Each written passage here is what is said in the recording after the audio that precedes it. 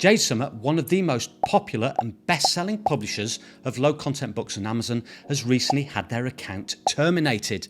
So, in this video, we're going to take a closer look at why, and more importantly, what you can do to minimize losing your account, getting it terminated due to trademark infringement. Now, if you've not been to this channel before, then welcome. My name is Paul Marles and I do videos on how to make it, keep it and grow it. And that's your money I'm talking about. If you do like videos like that, then please do give it a thumbs up, hit the subscribe button and smash that notification bell to receive notification of when I produce more videos like this. So, Jade Summer, one of the most successful publishers on Amazon. This is a publisher that I often use as an example in some of my videos, has had their account terminated. And you can see these were the types of books being published. They were colouring books. And an announcement was made on the website saying that on November the 15th, the account was terminated, actually terminated on November the 11th, due to trademark related issues with the title and subtitle of two of the books. Now, they thought this was a minor issue. They've contacted Amazon, but still their account has not been reinstated. And in fact, they've lost all the income from their sales from September the 1st until this very moment. So it's serious. This is a serious problem. And it can happen to huge publishers like Jade Summer. Even though they are selling, thousands of books, they're still not protected. Now, it appears that this was a trademark related issue, and it's a question I get asked about frequently. Usually it comes in the form of, I want to use these words or this phrase. Can I do it? Will I be breaching trademark? But unfortunately, that's not an answer I can give. It's a bit like asking me, I want to buy this cryptocurrency or this share or stock in a particular company. Should I buy it? Or I've got this medical problem. I want to take this medication. Should I take it? Well, the problem is that then comes into the realm of giving professional or legal advice. And it's the same with the trademark terms. What you're actually asking me for is legal advice.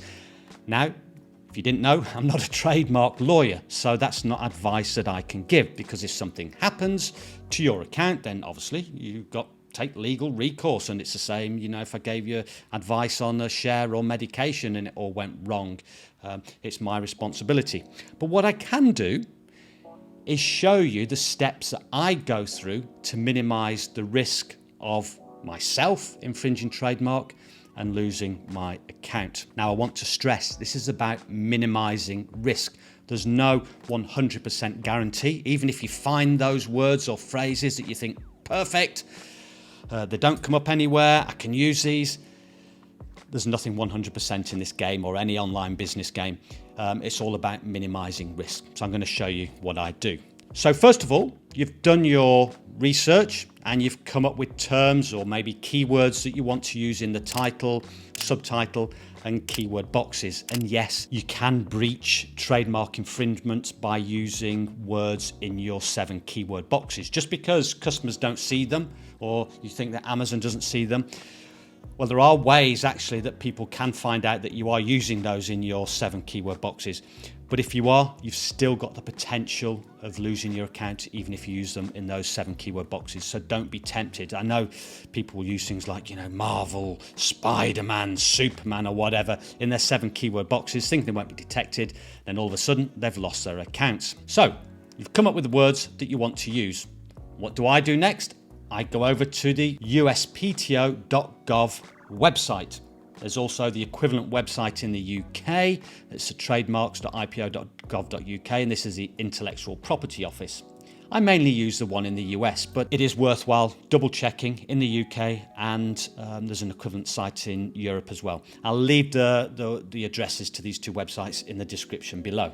Okay, so we go over to the right hand side here where it says trademarks, and then the TESS, which is the search trademark database. And we just click on that and then click on basic word mark search. And then you put in the term that you're wanting to check. In this case, I'm going to put in gratitude journal.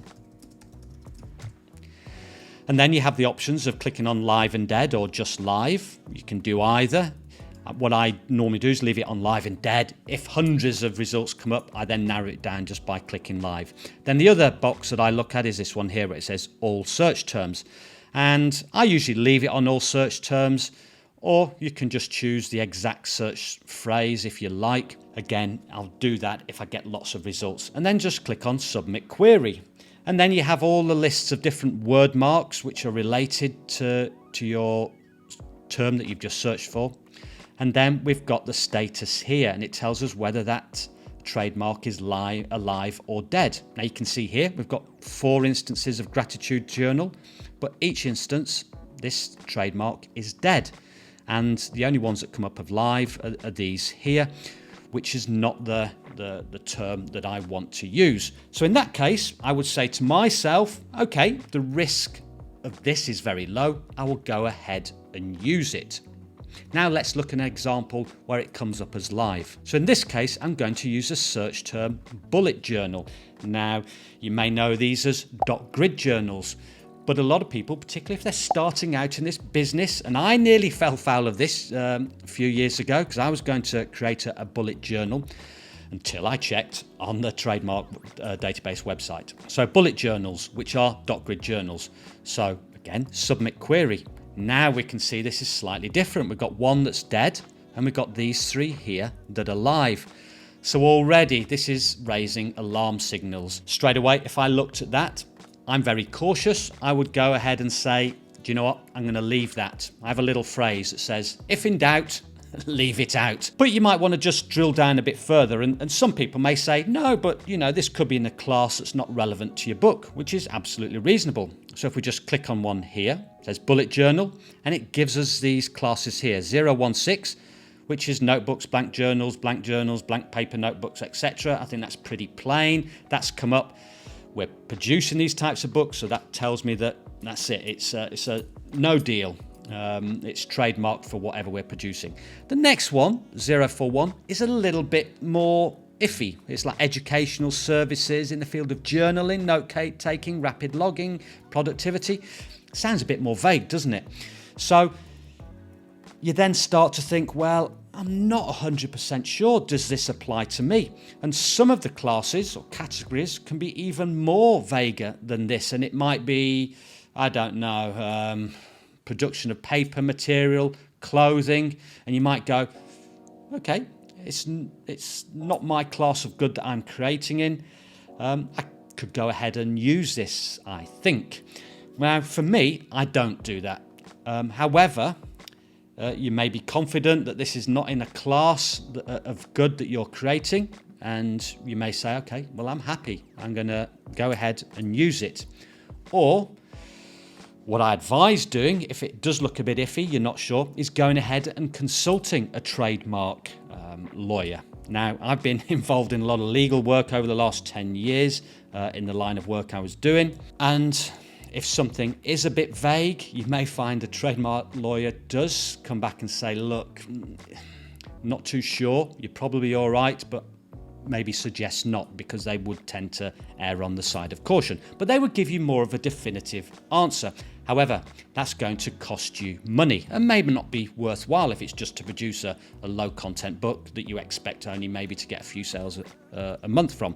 But it might be worthwhile something doing if this is a project you've been working on for a year, you anticipate good sales, making a lot of money, and you know you can recoup the costs of legal advice. However, when it is vague, I have an issue in that Amazon may look at your book and they don't know you've gone through getting all the legal advice. And they may look at it and go, this is a bit vague. They could well have infringed trademark. Now, what is Amazon going to do? Are they going to go and get a lawyer and say, look, we've got this book, we're not sure. Could you tell us, whether they are infringing trademark? Well, I think it's safe to say the answer would be no. And what might happen is, in the case of Jade Summer, is they may just remove your books and close your account. Your account just gets terminated. And again, I get lots of distressed people, and understandably so, contact me. And this happens on a weekly basis, guaranteed that they've had their account terminated. What can they do? Well, there's very little you can do. There's very little recourse to this. Now, you can contact KDP support, but I don't think I've had anyone, maybe one person that's had their account reinstated. I think it's safe to say if you do get your account terminated, there's very little you can do. go ahead and contact KDP support, but it's very unlikely you'll get your account back. So that's why, if I'm in doubt, I don't use it at all.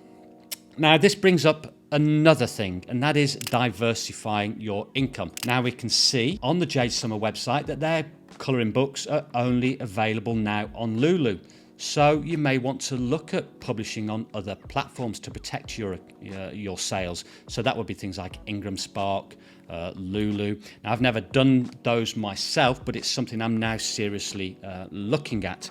So if sales do stop on Amazon, and unfortunately, most of your sales are going to come from Amazon, at least you've got that those other platforms from which to get sales.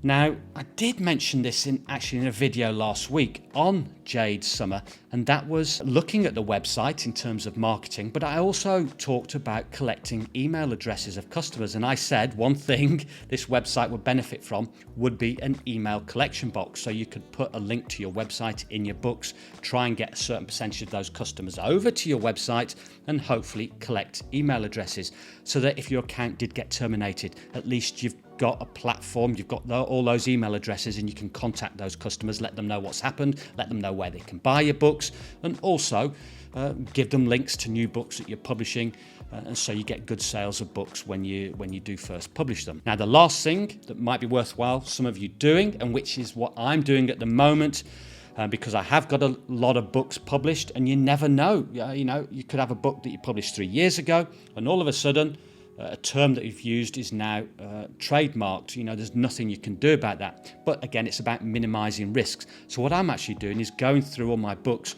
looking at books where I've never made a sale and actually unpublishing them, again, just to minimize the risks. With all of this, you're not going to, reduce your risk by 100%. It's about reducing them. So that's another thing that I'm doing. Now, some people do contact me and they're so scared about the issue of trademark infringement that they never actually get round to publishing books, which is a disaster, really. It's a real big shame. And all I can say on that is, look, just do the steps that I've showed you, and using that information, just minimize the risks. Again, it's never 100%, but if you can reduce your risks, go ahead and publish. Please don't let this stop you from creating and from going ahead and publishing and making a difference to your life. Now, if you are new to this whole publishing game of no content, low content books, then I've got a playlist here on my book tutorials playlist where I go through the steps of creating your books and uploading to the Amazon KDP platform. Thank you very much for your time. I hope you found that useful. And don't forget to hit the subscribe button. And until next time, goodbye.